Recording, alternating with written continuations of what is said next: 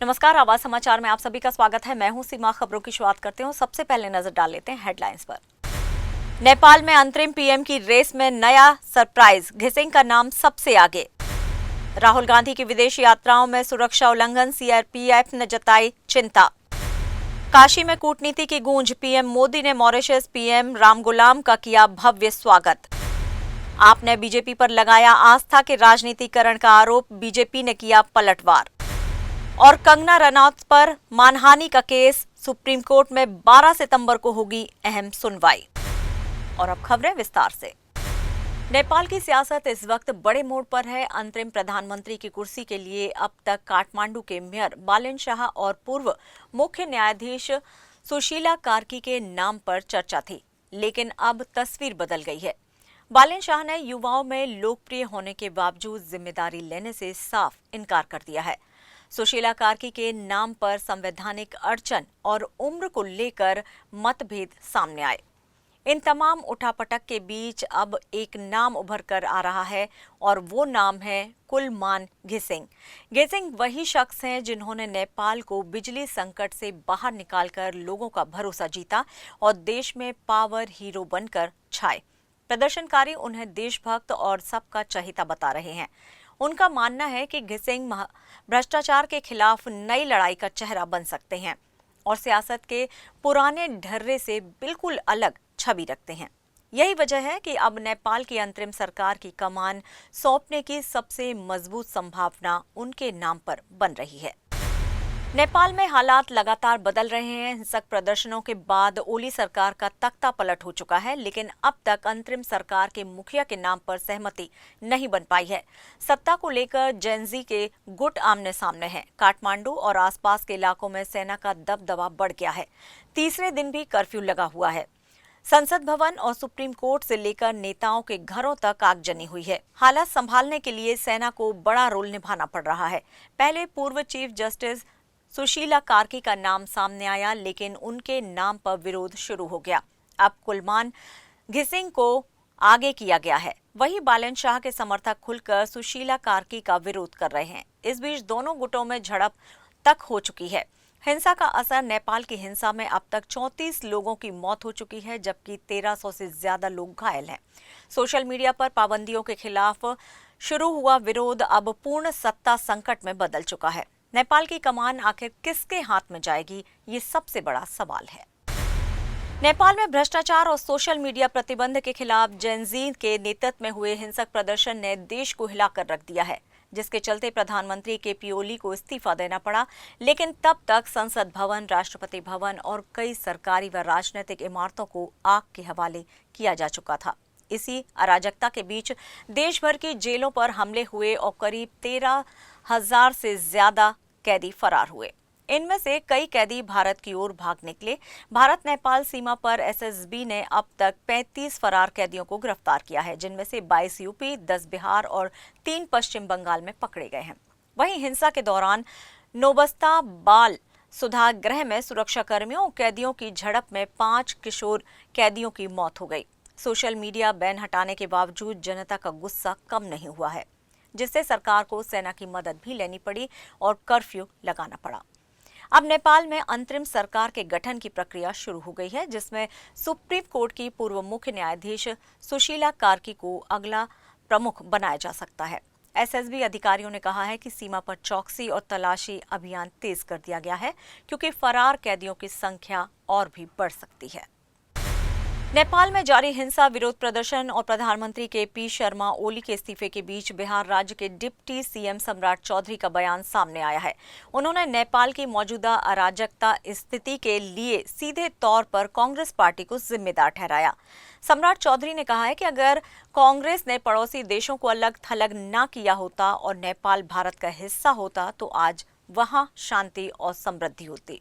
उन्होंने नेपाल में संसद, सरकारी संपत्तियों और नेताओं के घरों पर हुए हमलों को अराजकता का परिणाम बताया है। साथ ही उन्होंने कहा है कि कांग्रेस की ऐतिहासिक गलतियों के चलते आज पूरा दक्षिण एशिया अस्थिरता झेल रहा है। डिप्टी सीएम सम्राट चौधरी ने यह भी कहा है कि नेपाल और पाकिस्तान जैसे देश अगर भारत के हिस्से होते तो आज वे आर्थिक और राजनीतिक रूप से मजबूत होते।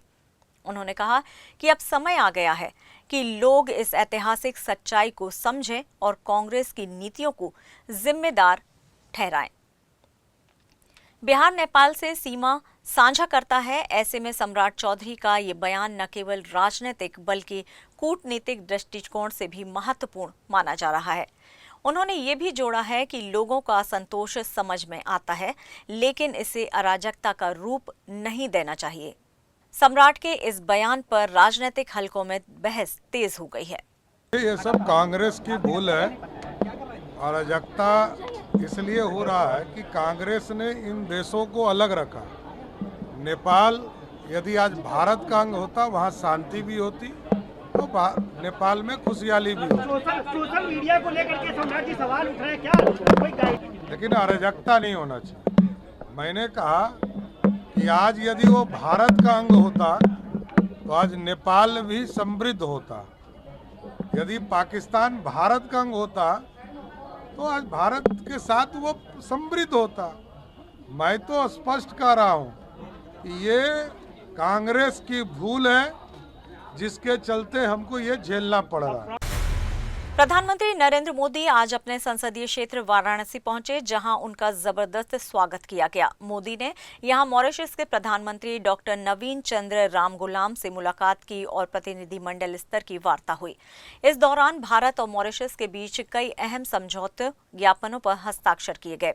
भारत ने मॉरिशस को विशेष आर्थिक पैकेज देने का ऐलान किया, जिसमें पोर्ट लुई बंदरगाह का विकास, चागोस क्षेत्र की निगरानी, वित्तीय अनुदान और ऋण सहयोग जैसी योजनाएं शामिल हैं। पीएम मोदी ने कहा कि सर शिवसागर रामगुलाम की 125वीं जयंती दोनों देशों के रिश्तों को नई ऊंचाई देने की प्रेरणा है।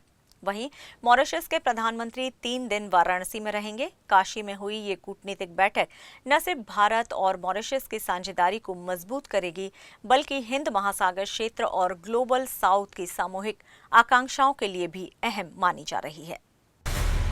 कांग्रेसी नेता राहुल गांधी अपने 2 दिवसीय रायबरेली दौरे पर भाजपा पर तीखे हमले करते नजर आए। गुरुवार को दिशा समिति की बैठक के बाद मीडिया से बात करते हुए उन्होंने कहा कि भाजपा वोट चोरी कर सरकार बना रही है और अब उनका पर्दाफाश तय है।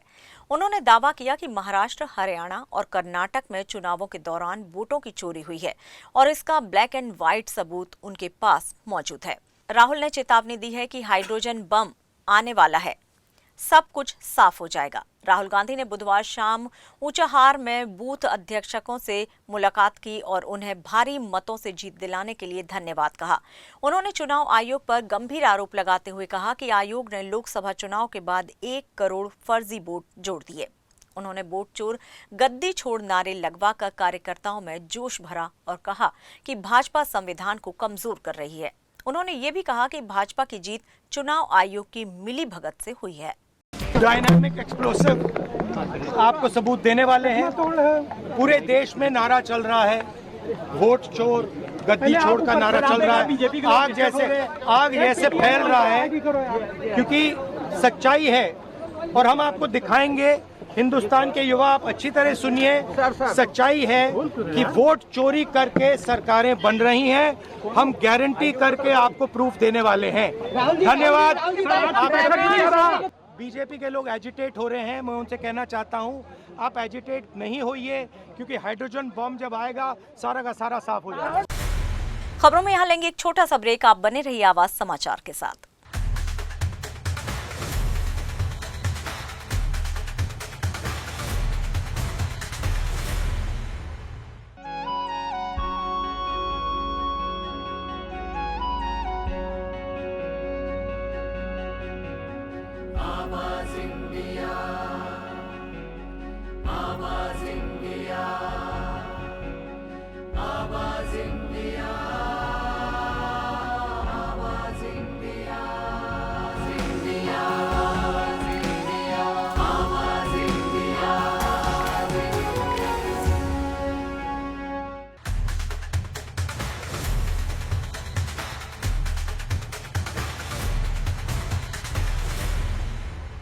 ब्रेक के बाद एक बार फिर से आप सभी का स्वागत है। बढ़ते हैं अपनी अगली खबर की ओर।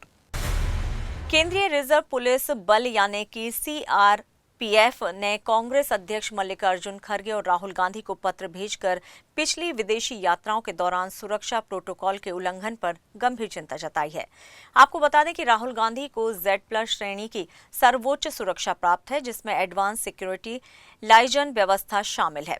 सीआरपीएफ का कहना है कि राहुल ने कई बार अनिवार्य सुरक्षात्मक उपायों का पालन नहीं किया, जिससे वीवीआईपी सुरक्षा की प्रभावशीलता प्रभावित होती है। उनके इटली, लंदन, कतर, मलेशिया जैसी यात्राओं का जिक्र करते हुए पत्र में ये चेतावनी दी गई है कि सीआरपीएफ ने 10 सितंबर को भेजे पत्रों में आग्रह किया है कि भविष्य की यात्राओं में सुरक्षा प्रोटोकॉल का पूरी तरह से पालन हो। येलो बुक प्रोटोकॉल के अनुसार किसी भी विदेश यात्रा की पूर्व सूचना सुरक्षा एजेंसियों को देना अनिवार्य है, जिससे पर्याप्त सुरक्षा इंतजाम किए जा सके। अधिकारियों ने आरोप लगाया है कि राहुल ने बार बार इस प्रक्रिया का उल्लंघन किया है, जिससे उन्हें संभावित खतरों का सामना करना पड़ सकता है। दिल्ली में आम आदमी पार्टी और भारतीय जनता पार्टी के बीच दुर्गा पूजा आयोजनों को लेकर सियासत गर्मा गई है। आपकी दिल्ली इकाई के अध्यक्ष सौरभ भारद्वाज ने आरोप लगाया है कि बीजेपी आयोजकों पर देवी दुर्गा की प्रतिमा के पास प्रधानमंत्री नरेंद्र मोदी की तस्वीर लगाने का दबाव बना रही है। उन्होंने इसे आस्था का राजनीतिकरण बताया और कहा कि पहले किसी प्रधानमंत्री की तस्वीरों को पूजा मंडलों में लगाने का निर्देश नहीं दिया गया था। भारद्वाज ने कहा कि दिल्ली के बंगाली बहुल इलाकों में हर साल भव्य पूजा होती है, लेकिन इस बार समितियों को प्रशासनिक सहयोग नहीं मिल रहा है।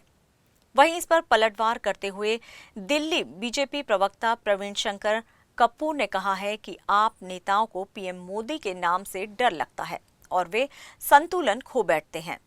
उन्होंने पूछा कि जब पूर्व मुख्यमंत्री अरविंद केजरीवाल की तस्वीरें छठ पूजा स्थलों पर लगाई जा सकती हैं, तो मोदी जी की तस्वीरों पर आपत्ति आखिर क्यों?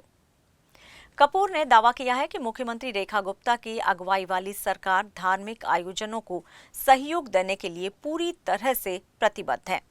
भाजपा धार्मिक आयोजनों का सम्मान करती है और इन्हें सशक्त बनाने का काम कर रही है। कांग्रेस की पूर्व अध्यक्ष सोनिया गांधी को दिल्ली की राउज एवेन्यू कोर्ट से बड़ी राहत मिली है। कोर्ट ने उस याचिका को खारिज कर दिया है जिसमें आरोप लगाया गया था कि उन्होंने बिना भारतीय नागरिकता लिए 1980 की वोटर लिस्ट में नाम शामिल कराया। याचिकाकर्ता ने दावा किया था कि सोनिया गांधी ने 30 अप्रैल 1983 को नागरिकता ली, लेकिन उनका नाम इससे 3 साल पहले ही वोटर लिस्ट में शामिल हो गया था। मामले में फर्जी दस्तावेज के इस्तेमालों की भी आशंका जताई गई थी। याचिका में ये मांग की गई थी कि दिल्ली पुलिस मुकदमा दर्ज कर जांच करे और स्टेटस रिपोर्ट कोर्ट में दाखिल करे। इसमें सवाल उठाया गया था कि 1982 में उनका नाम वोटर लिस्ट से क्यों हटाया गया और 1980 में नाम कैसे जोड़ा गया। हालांकि कोर्ट ने याचिका को आधारहीन मानते हुए जांच की मांग को अस्वीकार कर दिया। ये फैसला सोनिया गांधी के लिए कानूनी रूप से बड़ी राहत माना जा रहा है। भाजपा सांसद और अभिनेत्री कंगना रनौत पर 2020-21 के किसान आंदोलन के दौरान की गई कथित अपमानजनक टिप्पणी को लेकर मानहानि का मामला दर्ज है। पंजाब के भटिंडा जिले की महिला किसान महिंदर कौर ने आरोप लगाया है कि कंगना ने उन्हें गलत पहचान कर सोशल मीडिया पर अपमानित किया। उन्होंने दावा किया है कि कंगना ने उन्हें शाहीन बाग की प्रदर्शनकारी बिल्किस बानो बताकर लिखा था कि ये वही दीदी है जो टाइम मैगजीन में सबसे प्रभावशाली भारतीयों के तौर पर आई थी और ये 100 रुपए में उपलब्ध है। इस टिप्पणी को लेकर उन्होंने 2021 में अदालत में शिकायत दर्ज कराई थी। कंगना ने ये मामला रद्द कराने की मांग करते हुए पहले पंजाब हरियाणा हाईकोर्ट का रुख किया था, लेकिन 1 अगस्त को कोर्ट ने उनकी याचिका खारिज कर दी। हाईकोर्ट ने कहा है कि सेलिब्रिटी होने के बावजूद उनके खिलाफ विशिष्ट आरोप है, जिससे किसी की छवि को ठेस पहुंची है। अब कंगना ने सुप्रीम कोर्ट में याचिका दाखिल की है, जिस पर 12 सितंबर को सुनवाई होगी। इस याचिका पर जस्टिस विक्रम नाथ और जस्टिस संदीप मेहता की पीठ सुनवाई करेगी। महाराष्ट्र के पुणे से हैरान कर देने वाला मामला सामने आया है। यहां 83 साल के एक रिटायर्ड डिफेंस अधिकारी को साइबर ठगों ने करीब 1 महीने तक डिजिटल अरेस्ट में रखकर 1 करोड़ रुपए की ठगी कर ली। ठगों ने खुद को सीबीआई अधिकारी बताया और कहा कि पीड़ित का नाम 400 करोड़ के मनी लॉन्ड्रिंग केस में शामिल है। डराने के लिए उन्हें 247 आधार कार्ड बरामद होने का हवाला दिया गया, जिनमें पीड़ित का आधार भी बताया गया। धमकियों और फर्जी कागजात दिखाकर अपराधियों ने पीड़ित से बैंक अकाउंट की डिटेल ली और अलग अलग खातों में पैसे ट्रांसफर करवाए। 22 जुलाई से 19 अगस्त के बीच रिटायर्ड अफसर से कुल 1 करोड़ रुपए निकलवा लिए गए। जब पैसे वापस नहीं आए तो उन्हें एहसास हुआ कि वे ठगी का शिकार हो गए। अब पुलिस जांच कर रही है और कई शहरों के बैंक खातों से लेन देन की जानकारी जुटाई जा रही है। पेरिस ओलंपिक में ऐतिहासिक टक्कर के बाद एक बार फिर से नीरज चोपड़ा और अरशद नदीम टोक्यो में 13 से 21 सितंबर के बीच होने वाली विश्व एथलेटिक्स चैंपियनशिप में आमने सामने होंगे, जहां नीरज मौजूदा विश्व चैंपियन और भारत की 19वीं सदस्यीय टीम के कप्तान हैं, वहीं नदीम पाकिस्तान के एकमात्र प्रतिनिधि हैं। पेरिस में 92.97 मीटर थ्रो कर गोल्ड जीतने वाले नदीम ने नीरज को पछाड़ दिया था, लेकिन अब टोक्यो में मुकाबला बराबरी का होने की उम्मीद है। नीरज इस स्पर्धा में वाइल्ड कार्ड से एंट्री ले चुके हैं और उनका फॉर्म भी शानदार रहा है। वहीं नदीम दक्षिण कोरिया में एशियाई चैंपियनशिप जीत चुके हैं। हालांकि उन्होंने हाल ही में मांसपेशी की सर्जरी कराई है। भाला फेंक स्पर्धा का क्वालिफाई राउंड 17 सितंबर को और फाइनल 18 सितंबर को होगा। भारत से नीरज के अलावा सचिन यादव, यशवीर सिंह और रोहित यादव भी हिस्सा ले रहे हैं, जो इस स्पर्धा में भारत की उपस्थिति को सबसे मजबूत बनाता है। जर्मनी के जूलियन वेबर, ग्रानाडा के एडरसन पीटर्स और चेक गणराज्य के जैकब बडलेज जैसे सितारे भी मैदान में होंगे। चोपड़ा ने इस सीजन में दोहा डायमंड लीग में 90.23 मीटर के थ्रो के साथ अपना बेस्ट दिया और अन्य अंतर्राष्ट्रीय टूर्नामेंट्स में भी सफलता हासिल की। अब देखना होगा कि मुकाबले के दिन कौन बाजी मारता है। और फिलहाल आवाज समाचार में इतना ही, लेकिन आप देखते रहिए आवाज इंडिया। नमस्कार।